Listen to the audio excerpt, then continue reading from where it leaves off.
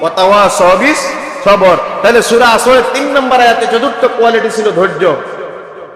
সূরা বাকারা আয়াত 153 আল্লাহ রাব্বুল আলামিন বলেন, ইয়া আইয়ুহাল্লাযীনা আমানুস্তাঈনু বিস-সাবরি ওয়াস-সালাহ।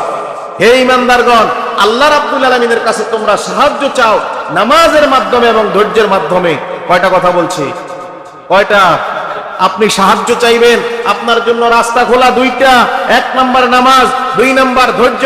এই দুইটা ছাড়া দুনিয়ার কারো কাছে, যার কাছেই হাত পাতবেন, মাজারে কিংবা বাজারে, পিশাব কিংবা মুরিদ অথবা কোনো ওলি অথবা মনে করেন আউলিয়া, খাজা বাবা, ল্যাংটা বাবা, যত ধরনের বাবা আছে, যার কাছেই যাবেন কোনো লাভ নাই। আল্লাহ সরাসরি বললেন সূরা বাকারা আয়াত 153 ডিরেক্টলি কি বললেন আল্লাহ রাব্বুল আলামিন? তোমার যদি বিপদ থাকে সাহায্য চাও আল্লাহর কাছে, মাধ্যম দুইটা। 1 নাম্বার, 2 নাম্বার। তাইলে 1 নাম্বার নামাজ, 2 নাম্বার ধৈর্য। এই দুইটা জিনিস যদি তোমার ভিতর থাকে, সমস্যা দিছেন যিনি, সমাধান করবেন। বিশ্বাস আছে? একিন রাখা লাগবে কিনা?